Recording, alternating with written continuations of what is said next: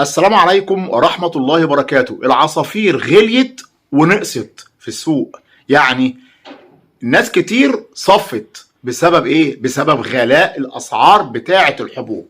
مش قادرين ان هم يجيبوا الحبوب لعصافيرهم، بالذات لما يكون مربي كمية كبيرة. هيكون الموضوع بالنسبة له مكلف جدا، وفي نفس الوقت العصافير عنده طبعا مش بتنتج مثلا، فطبعا هنا هيقعد يحط ويصرف. طب وبعدين بيعمل ايه؟ فيقول لك اصفي. فناس كتير بتصفي، واللي صفى هيبقى صعب ان هو يرجع تاني. ليه؟ علشان خاطر العصافير بدأت كمان ان هي تغلى قوي. ليه؟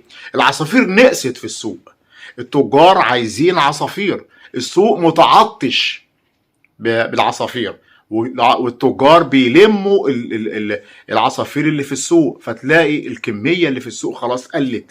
ولو انت كنت في السوق امبارح 16/2/2024 هتلاقي ان العصافير كانت في السوق قليلة جدا. ده نتيجة ايه؟ نتيجة ان التجار بيلموا العصافير، الناس نازلة بكميات قليلة، مفيش عصافير، السعر عالي، الحبوب عالية. طيب انت هنا المفروض تعمل ايه؟ لو انت عندك عصافير حاول تتمسك بيها، ما اوعى تصفي، بلاش تصفي، لانك انت لو صفيت هتندم. غير كده كمان انك مش هتقدر ان انت ترجع زي ما كنت. يعني انت دلوقتي لو مثلا عندك 10 اقفاص من العصافير مش هتقدر تجيب حتى ولا قفصين 3. ليه؟ لان اسعار العصافير بقت عالية قوي. هنبص نلاقي مثلا الكوكتيل ب 1200، وهنلاقي الالبينو، الكوكتيل الالبينو ب 2200 و2300. الاورنج اوبلاين داخل على 3000 جنيه. العصافير الاستراليات بدأت ان هي تغلى جدا برضو، غير الاول خالص. يعني العصافير بدأت في الارتفاع جامد، فصعب انك انت تستغنى عن عصافيرك. بالعكس حاول ان انت تقدم يعني العصافير عندك، مش هقول لك بدائل عشان ما اضحكش عليك، يعني حاجات تساعد جنب الحبوب.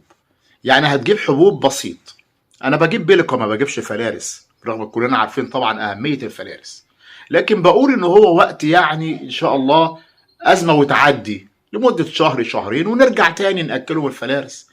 يبقى اليومين دول بنأكلهم بيليكم جنب بقى المستنبت والمنقوع، وهتلاقي كل القنوات اليومين دول بتتكلم عن المستنبت وعن المنقوع وعن أهميتهم للعصافير. أنا دلوقتي الحمد لله عندي دايما بقدم لهم القمح المنقوع، بقدم لهم الرز. يا جماعة الرز أنا كنت يعني ما كنتش بقدم خالص العصافير عندي رز، جيت اقدم لهم الرز لقيته بسم الله ما شاء الله بياكلوه حلو جدا، وعملت فيديوهات عنه ووريت لحضراتكم وهم بياكلوا الرز الابيض العادي خالص. بعمله ازاي؟ يعني بجيب ميه عادي خالص وبغليها، وبعد ما تغلي بسقط احط فيها الرز، وبعد ما الرز يتشرب الميه بطفي خلاص. لا احط ملح ولا احط زيت ولا سمنه ولا اي حاجه خالص، هو في الميه بس اهم حاجه يكون مستوي كده، ما يكونش معجن عشان العصافير تاكله.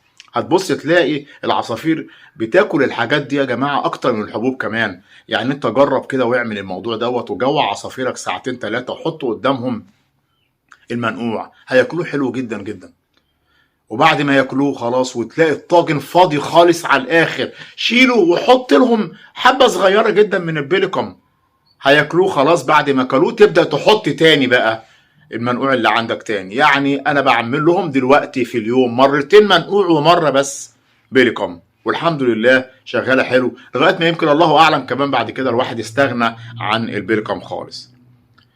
بشكركم جدا، بتمنى يكون الفيديو عجب حضراتكم، بتمنى من حضراتكم الاشتراك في القناه، تفعيل زر الجرس، والسلام عليكم ورحمه الله تعالى وبركاته.